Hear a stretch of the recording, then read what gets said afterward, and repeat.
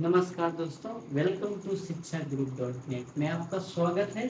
देखेंगे विद्युत रसायन में अगला कुछ मोल लेके आया हूँ जो आपको हमने पीछे पढ़ा रखा है। विद्युत रसायन में चालकता, मोलर चालकता पढ़ा आपने पिछली क्लास में। आज हम पढ़ेंगे तुल्यांकी चालकता। इसकी तुल्यांकी चालकता, तो तुल्यांकी चालकता होता क्या है? तो हम कहें ए किसी वैद्युत अपघट्य, अभी समझ में आएगा। किसी वैद्युत अपघट्य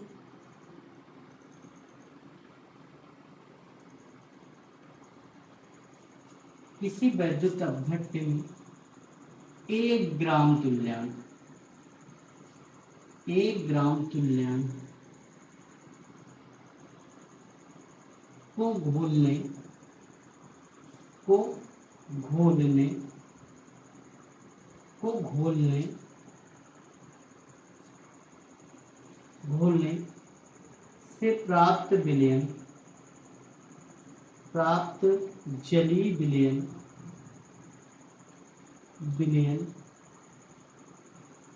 की चालकता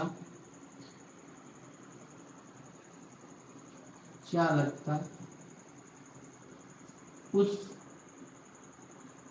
विलयन की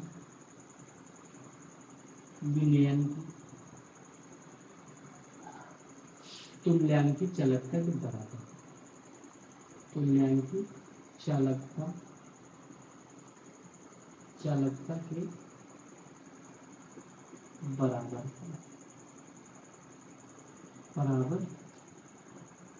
ये क्वेश्चन कह रहा है। किसी वैद्युत अपघट्य के 1 ग्राम तुल्यांक को घोलने से प्राप्त जलीय विलयन की चालकता उस विलयन की तुल्यांकी चालकता के बराबर है। कल की हमने बात थोड़ा सा हम दोहरा देते हैं। तो कल हमने बताया था कि किसी वैद्युत अपघट्य के 1 मोल को घोलने से प्राप्त जलीय विलयन की चालकता उस विलयन की मोलर चालकता। जहां पर मोलों की बात कर दी जाए वहां पर मान लीजिए कि आपका क्या आ जाएगा, तो हम कहें मोलर चालकता। और जहां पर तुल्यांक का नाम आ जाए, ग्राम तुल्यांक का, तो आप समझ जाएंगे तुरंत कि तुल्यांकी चालकता की बात। ठीक है, तो अब हम देखते हैं। हमने कहा कोई है ये, हम कहें ये इलेक्ट्रोड कैथोड है और ये एनोड है। ठीक है, हम कहें इनका अंतस्थ काट का क्षेत्रफल ए का क्या मतलब 1 सेंटीमीटर स्क्वायर, और इनके बीच दूरी 1 सेंटीमीटर है। और इसमें इतना वैद्युत अपघट्य भरा जाए जिसमें इतना वैद्युत अपघट्य या जलीय विलयन हो जिसमें 1 ग्राम तुल्यांक को घुला हो। कितना? 1 ग्राम तुल्यांक होना चाहिए, घुला जाए। उस विलयन की चालकता क्या कहलाएगी? के ही क्या कहलाएगी? उसका तुल्यांक की चालकता। समझ गए? अगर 1 ग्राम तुल्यांक की बात करें, इसी विलयन में 1 मोल उपस्थित होता घोलने पर, तो हम कहें इसकी चालकता है क्या? मोलर चालकता। समझने का प्रयास करना। तो हम कहें कि भाई 1 ग्राम तुल्यांक, 1 ग्राम तुल्यांक, इधर देखिएगा, 1 ग्राम तुल्यांक में वैद्युत अपघट्य की चालकता, वैद्युत अपघट्य की चालकता क्या होगी? हम कहें 1 ग्राम तुल्यांक में वैद्युत अपघट्य की चालकता। मान लीजिए V आयतन में 1 ग्राम तुल्यांक की चालकता, V आयतन 1 ग्राम तुल्यांक में वैद्युत अपघट्य की चालकता, यह कहें एकांक आयतन, सॉरी फिर समझते हैं।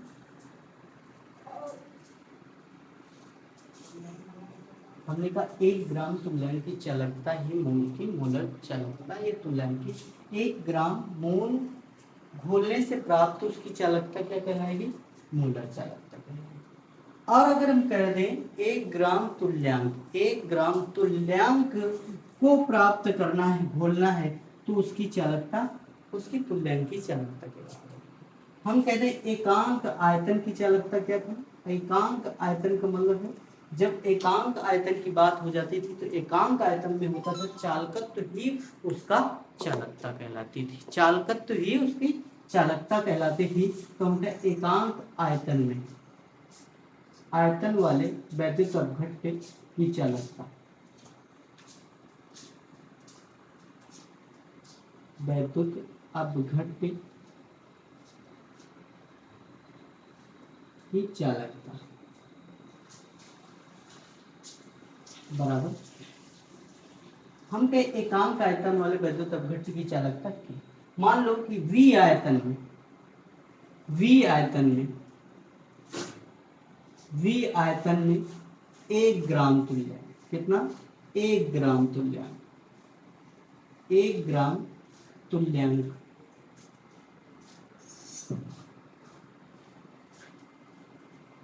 वाले वैद्युत अपघट्य की चालकता, वैद्युत अपघट्य की चालकता कितना हो गया? और यही V आयतन वाले 1 ग्राम तुल्यांक वैद्युत अपघट्य की चालकता ही क्या कहलाता है? तुल्यांक की चालकता कहलाता है।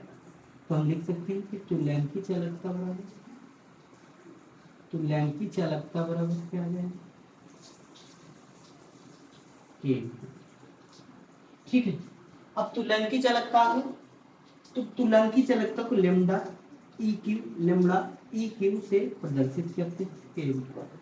ये समीकरण, ठीक है दोस्तों। अब देखते हैं, तो हम कहें कि भाई नॉर्मलता बराबर क्या होता है? नॉर्मलता बराबर, तो नॉर्मलता बराबर होते हैं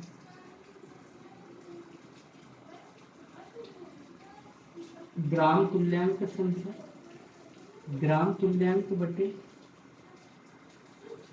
आयतन विचलन। इसमें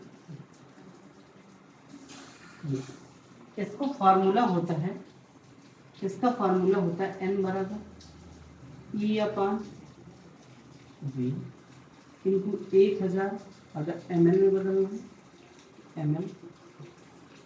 अगर हम देखें तो v बराबर क्या आ जाएगा? तो आप कहेंगे v बराबर क्या होगा दोस्तों? तो v बराबर निकलेगा ई अपान n, ठीक, और इंटू। अगर ई, ये समीकरण कितना हो गया? कितना हो गया? समीकरण 2 हो गया। अब देखेंगे इधर थोड़ा सा अभाव है, देखेंगे अगर इस v का मान यहाँ रख दिया जाए क्या, लेमड़ा क्यू बराबर के इंटू ई अपान एन इंटू ए, ठीक है, ये आ गया। अब हमें पता है कि 1 ग्राम तुल्यांक में ये काम होता है, 1 ग्राम तुल्यांक, 1 ग्राम तुल्यांक, 1 ग्राम तुल्यांक जब, तब क्या होगा? लेमड़ा इंटू के इंटू 1000 बटे, और एन क्या है? नाम क्या है? नाम। और ये क्या है? तुल्यांक, तुल्यांक की चालकता। समझ में किसकी बात नहीं समझ में? 1 ग्राम तुल्यांक, उसका तुल्यांक की चालकता, इस तरह से हम कह सकते हैं। समझ गए दोस्तों? आगे बढ़ते हैं, कैसे कैसे आपको सॉल्व करना है, ये बातें आपको समझ में आ रही, नहीं आ रही तो आपको बताना है कि नहीं समझ में आ रहा है। हम प्रयास यही कर रहे हैं कि आपकी तुल्यांक की चालकता को फिर दोबारा रिवीजन करा दें। लिखा है तुल्यांक की चालकता किसी वैद्युत अपघट्य में 1 ग्राम तुल्यांक को घोलने से प्राप्त उसका जलीय विलयन की चालकता उसकी तुल्यांक की चालकता कहलाती है। हम कहें एकांक आयतन वाले वैद्युत अपघट्य की चालकता क्या होती थी, तो हम कहें के होती थी। एक आपको याद आया होगा जब हम जी और के संबंध निकालते थे उस समय हम कहें 1 ग्राम तुल्यांक प्राप्त करना है सोल्यूशन में, हम कहें घोलना है, घोल करके प्राप्त करना है, तो मान लीजिए कि V आयतन लेने पर 1 ग्राम तुल्यांक हो रहा है, तब उसकी चालकता K होगी।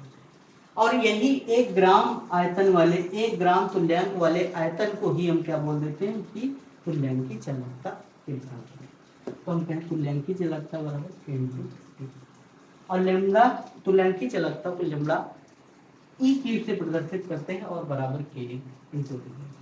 तो नॉर्मलता बराबर फार्मूला यहाँ लगाएंगे हम, क्योंकि नॉर्मलता में ही होता है ग्राम तुल्यांक की संख्या। क्या होता है? ग्राम तुल्यांक, ग्राम तुल्यांक होता है।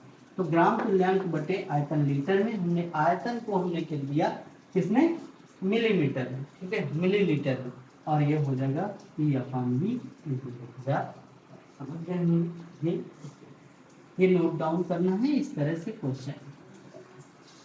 अब आगे बढ़ते हैं। आगे क्या करना है देखिए, मोलर चालकता और तुल्यांक की चालकता में संबंध, तुल्यांक की चालकता, चालकता में संबंध देखते हैं, संबंध को, ठीक है। अब अभी आपने पढ़ा लेमड़ा एम बराबर के इंटू वी, और इसी को लेमड़ा एम बराबर आपने पढ़ा के इंटू 1000 बटे एम। एम बराबर होता है मोलरता बराबर होता है विलेय का भार, विलेय का भार, ठीक। तो मोलरता बराबर क्या होता है? विलेय का भार इंटू 1000 बटे अणु भार। क्या होगा? अणु भार। इस तरह से आप लिख सकते हैं अणु भार। अब देखते हैं अगली बात। तो रख देंगे लेमडा, लेमडा एम के इंटू अणु भार ऊपर जाएगा 1000 बटे विलेय का भार, विलेय का भार इंटू आयतन नहीं लिखा, आयतन लिखा, आयतन ml में है, समझ रहे हैं? तो विलेय का भार लैम्ब्डा के इंटू 1000 बटे विलेय का भार इंटू 1000 रखा हुआ m की जगह पर, और विलेय का भार इंटू 1000 है, और बटे अणु भार इंटू आर, ये समीकरण। अगला आपने पढ़ा लेमडा ई क्यू बराबर के इंटू वी। तो लेमडा बराबर के इंटू 1000 बटे एन, और एन बराबर होता है हमारा फार्मूला, एन बराबर फार्मूला होता है हमारा नॉर्मलता बराबर होता है विलेय का, विलेय का भार, विलेय का भार into H factor, H plus factor जितने होते हैं बटे, ठीक। बटे क्या होगा? तो हम कहें विलेय का आयतन इंटू विलेय का आयतन इंटू आयतन, इस तरह से विलेय। अगर नॉर्मलता बराबर, अगर इसको चेंजमेंट करना है विलेय का अणु भार एच फैक्टर, तो इसे हम कहते हैं विलेय का भार, और अणु भार बटे एच फैक्टर को हम कहते हैं तुल्यांकी भार। क्या कहते हैं? तुल्यांकी भार कहते हैं, तुल्यांकी भार कहते हैं। तो हम कहें कि विलेय का भार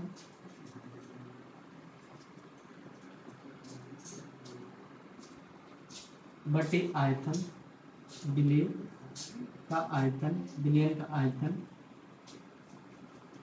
इंटू तुल्यांकी भार या तुल्यांक द्रव्यमान या तुल्यांकी भार। अब ये n हो गया। अब इस n को लेमडा ई क्यू में रख देना, के इंटू 1000 और इंटू विलयन का आयतन, आयतन इंटू तुल्यांकी भार बटे विलेय का भार। अब हम क्या करेंगे, लेमड़ा एम अपान समीकरण का 1 और 2 का भाग देंगे। ई क्यू बराबर क्या होगा, हम कहें दिख रहा है तो आप कहेंगे के इंटू 1000 फिर अपान विलेय का भार और ये ऊपर चला जाएगा नीचे वाला, तो इसको अणुभार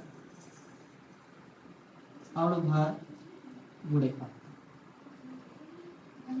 ठीक, अपान के इंटू बी 1000 ठीक इंटू विलेय का आयतन, विलयन का आयतन इंटू तुल्यांकी भार बटे विलेय का। अब देखेंगे विलेय का, ये और ये कट गया, के इंटू 1000 ये कट गया, विलेय का आयतन ये कट गया, आया क्या, तो अंत है लेमड़ा एम बराबर लेमड़ा ई क्यू बराबर आ गया अणुभार बटे तुल्यांकी भार, क्या तुल्यांकी, समझ गए, अणुभार बटे तुल्यांकी भार, यही आपका संबंध है, ठीक। या इस तरह से नहीं लिख सकते तो इसको लिख सकते हैं लेमड़ा एम बराबर अणुभार बटे तुल्यांकी भार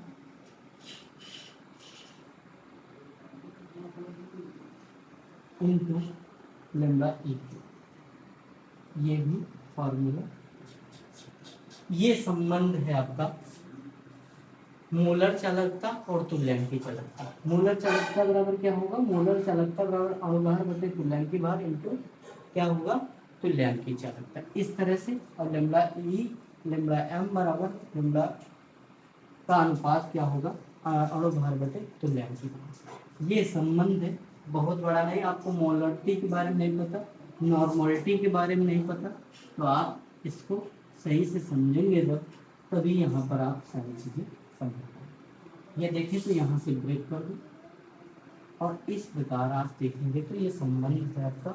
तो इस तरह से मोलर चालकता और तुल्यांकी चालकता में संबंध है, ठीक है। नमस्कार दोस्तों, फिर अगले दिन आपको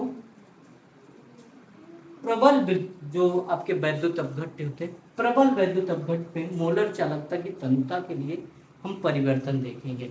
बहुत ज्यादा पूछा जाता है, कोलराउस का नियम यहीं पर पढ़ेंगे जब तनुता के बारे में परिवर्तन देखेंगे, तो ठीक है। अगली क्लास इससे ज्यादा इंपॉर्टेंट होगी। नमस्कार दोस्तों, जय हिंद जय भारत, फिर कल मिलते हैं।